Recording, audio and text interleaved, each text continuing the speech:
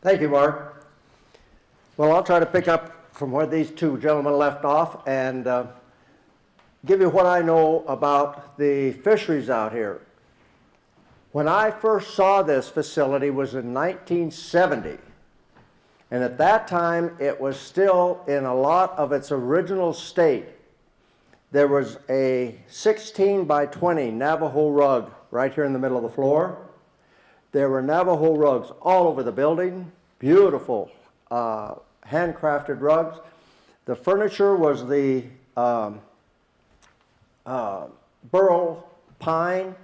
There were about 3 or 4 sofas, several big chairs. All of the upholstery was leather. There were several tables along the wall there that also had the burl pine legs on them. The bedrooms all upstairs were themes. There was a coyote room and I think a bobcat and different designations. And the the chest of drawers had this animal on there. And someone told me here the other day that on the Antique Roadshow, some lady in Rapid City had some of that stuff that she had brought in for evaluation. And they told her that she had a fortune in antiques. And we just took it for, everyday use here. Used to have some pretty good parties here now and then. Right here behind this wall is the dining room. We served food there, or they did. There was 9 employees that worked here, plus many people from the community came up here and worked at different times, at different capacities. So we would have a party of about 20 people here.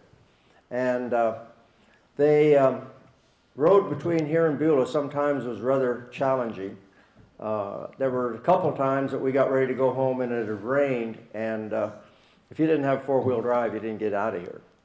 So it was, but that's another thing. All these windows had horsehide drapes on them, and on the bottom edge of them were all beadwork. So you can imagine the elegance of this building back at that time. As time went on, the Fish and Wildlife Service didn't take real good care of it, and the people after that, the Fish and Wildlife Service took a lot of the furniture out of here, and the Navajo rugs all went supposedly to the Smithsonian Institute. And a lot of the furniture here is owned by the Wyoming Historical Society in Cheyenne. So if you want to see what some of that furniture looked like, the sofas and chairs were upholstered in red and green leather. And you can just imagine this with all these big, huge, overstuffed chairs and all in there. And I see they've put in an insert here in the fireplace. But it was a place to behold back then. The room in the very, very back corner back there was the bar. And you could come out of there right onto the porch, and it was very, very elaborate. In the basement also, as Mark mentioned, the Fish and Wildlife Service, that was the initial lab that they kind of had down there before they built the other buildings. But down there also is a huge walk-in safe. And somebody said that at different times, there was probably a lot of money that was being kept here for various reasons, because Annenberg was in and out of a lot of high-cost money. I'll add a little bit of a note to what Nell said. This is all hearsay, so you got to take it for what it's worth. But they said that what Annenberg was also involved with is the racehorsing, and he printed the racehorse forms. They would have a horse that would run 3rd and 4th in all these races. He was a good horse, but not a winner. And they would run him and get him to where people knew him, but he wasn't anything that you really wanted to bet on. And there was a product that comes from the root of soapweed that will juice a horse up and kind of fire him up. And from what I understand, they gave that horse this stuff, and then they bet real high on him, and he'd win the race, and they would clean up. But they left town, and so did the horse. And rumor is that the horses that they did that with ended up out here at the barn. That's why the big elaborate barn is here, is for those race horses that were that they had and owned. Otherwise, why would you build a barn of that stature out in the middle of Wyoming? Another thing that is a mystery to all of us, and we don't know anything about it. It's absolutely a mystery. And over on the far bank, across from the barn, way over against the hill, was a large rabbitry. Someone said that they estimated that they had, 200-300 head of rabbits that they raised over there. Why? No one knows. They ate them. No one knows why they had them there. But they said there were a lot of rabbits over there. And when I came here, because the Fish and Wildlife Service had rearing ponds over there, and we would go over there by those rearing ponds, and just on the other side of the rearing ponds, there were still some of the rabbit hutches, and the remains of the rabbit hutches there in the weeds. So we know that there were rabbit hutches there, but how many rabbits, we don't know. Okay, back to the Fish and Wildlife Service. The Fish and Wildlife Service purchased this facility in 1963. And the reason is it has a fantastic spring system, as Nell's related.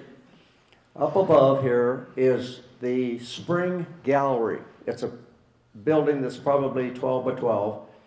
And you go inside and look down in there, and it kind of gives you the eerie feeling because the whole bottom of that is bubbling. That is this big spring. It is big enough that the Fish and Wildlife Service later on ran a pipe from up there down to this building here, and it's a 20-inch pipe. So you know there was an awful lot of water coming out of up there. Anyway, they bought this in 63. Then they built the first building here in 64, and they put round tanks in it. And this was a fish genetics. They were studying trout, salmonid genetics. And they were wanting to find out certain things about these trout species. And there's a lot of variation among the rainbow trout species. And they found out that there was a variation in growth rate was one of the big things that everyone was most interested in, because fish hatcheries wanted to get fish in and hatch them and get them out and have stocking size fish as soon as possible. A lot of the old fisheries, they stocked 6 to 7 inch trout. Today they're stocking 8 to 9 inch trout, and that is due to husbandry, diet, and genetics. They found that the fish that performed the best for them was from Lake DeSmet, right over here in Wyoming. And the Lake DeSmet strain was identified, and they used electrophoresis to identify the proteins in the blood. And this was a crude form of DNA, but they could take and run electrophoresis on a fish and tell what strain it was. They found that the most consistent fish that gave the most consistent reading was the albino. So they had a lot of albino trout here at this station. And they took the albinos and they would cross them with these other species, and according to theory they should have 3/4 normal trout and 1/4 albino. That didn't always be the case, so they were trying to investigate to find out why that didn't come out. They also would take the offspring from an albino normal cross and cross them back onto the albino. So from that, you should have half albino and half normal. And it didn't work. They had lots of variation there. So they went into an extensive genetic testing program to determine why all these things happened. And whenever they thought that their analysis through their electrophoresis was maybe not accurate, they just run a sample of albino because it was consistent every time. And if the analysis of the albino wasn't consistent, then they knew that the machine wasn't operating properly, and they'd go back and recalibrate it. Throughout the world, they cooperated with many foreign countries as well as the United States, and they identified 27 strains of rainbow trout in the world. And about 19 of those are here in the United States. They also identified a strain of rainbow trout, and many of you have heard that if you want to catch monster rainbow trout, you go to Australia. They had some of the fastest growing trout in the world.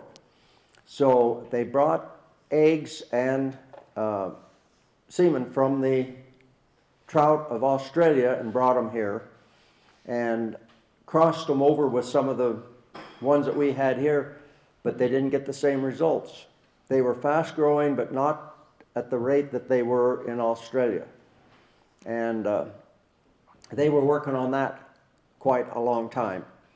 Another phenomenon that happened was that the fish in Yellowstone, the males would mature out and start the spawning cycle before the females were ready, and by the time the females were ready, the males were done. So the Yellowstone trout were in trouble. They would have some late males catch some early females, so they would get maybe 20% of their population would reproduce. But you're not going to grow a extensive fishery on 20%. So they went to an extensive study on that and found out that it was chemically related. There was something that was in the water that was similar to a hormone that was causing this to happen. And so they got to breeding these trout and finally got the Yellowstone rainbow past that problem and produced the trout here and then sent them back to Yellowstone, and they began to restock them. But they were the same genetic strain that had originally come from Yellowstone. Another problem that arose, mainly from the eastern part of the United States, and that was that they were having some real trouble with their trout in the streams back there, and they found out it was pesticide pollution.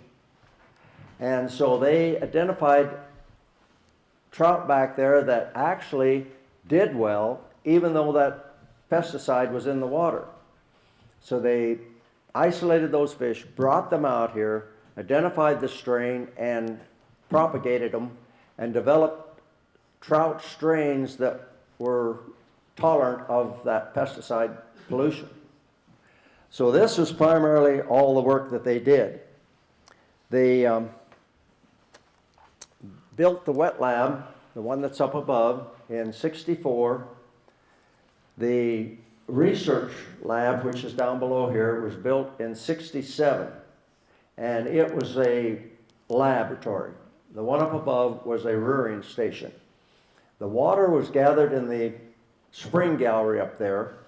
Then it was pumped under pressure and injected in round tanks up there in the building.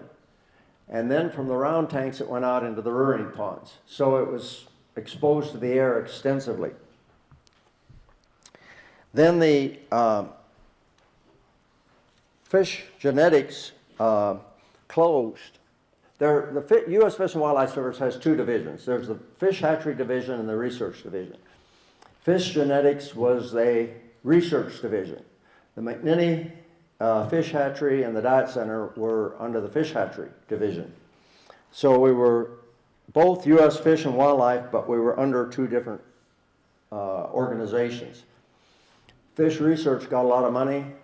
Fish hatcheries always went begging. I worked for the fish hatcheries. The lab closed here as a fish genetics lab in 1979. And it was taken over then by the Spearfish Fisheries Center, which was centered in spearfish. And they put a lot of money into transferring this lab down here from a genetics lab to a fish nutrition lab. I had moved on from being involved with the Fish Diet Center at that time, and they put a 20-inch pipe from the water gallery, spring gallery up there by the wet lab above, and piped it all the way down through here. And I was here when they were installing this pipeline. And up here, if you'll notice, this road and the stream come very close together. Right there about that bend, when they were putting that pipeline in, 6 feet down, they found a buffalo skull when they were excavating for that pipeline. And then a little farther up, about 2 feet down, they found a couple branding irons that were in the dirt. Anyway, coming through the lawn down here, if you look over here at the edge, there's a gap in the hedge. Well, that's where that water line comes through that hedge. And then it comes down through the lawn and goes to this building down below. And in the course of coming through the lawn, they hit a concrete structure out here and hit a corner of a concrete structure. And they didn't know what it was, and they got to checking, and it was the swimming pool. One time there was a swimming pool out here in the lawn, and that's what that bit of a concrete structure was. They thought it was a foundation, but we found out later that it was a corner of the swimming pool. An old gentleman who was a fisheries biologist here when the fish genetics lab was here came out and looked at that and said, "You guys are putting that water in that 20-inch pipe and not exposing it to the air. Springs and water in this area have a high nitrogen content, which is toxic to fish." So when they operated up there in the building up above, they jetted that water into those tanks to aerate it to strip the nitrogen out. But when they put it in the pipe, gravity flowed it down here and didn't expose it to the air and strip it, it wouldn't support fish. So this down here operated about like 3 or 4 months, and they figured out that they had to put in, they call them coke towers, but anyway, they're high towers that the water comes down through and strips the nitrogen. They have one down here at the McNinney Fish Hatchery. If you look out behind the building, there's 2 big columns there, and they're strippers to take the nitrogen out of the water. They looked into what it was going to cost to put a facility like that in here, and it was going to be very high priced.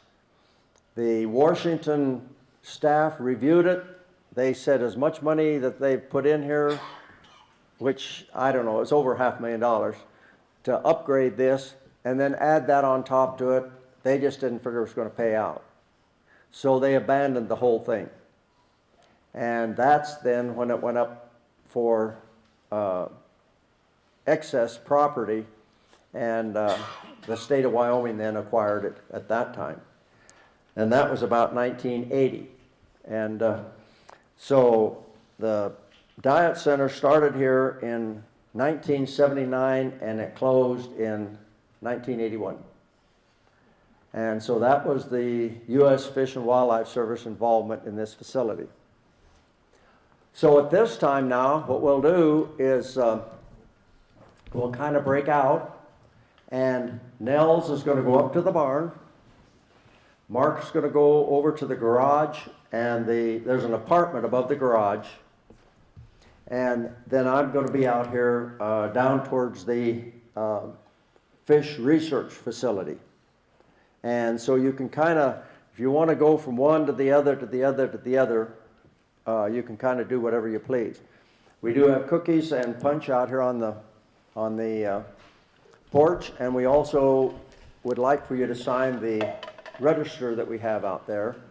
And Dorothy will be out there, and if any of you want to buy an ownership to the Spearfish Area Historical Society, we have our meetings the first Tuesday of every month. We'd sure be glad to have you join us. It's at the Senior Center. Just to kind of give you a little bit of an idea, this is kind of an isolated location out here. Can you imagine, being out here in the middle of the winter when things are snowed in somewhat?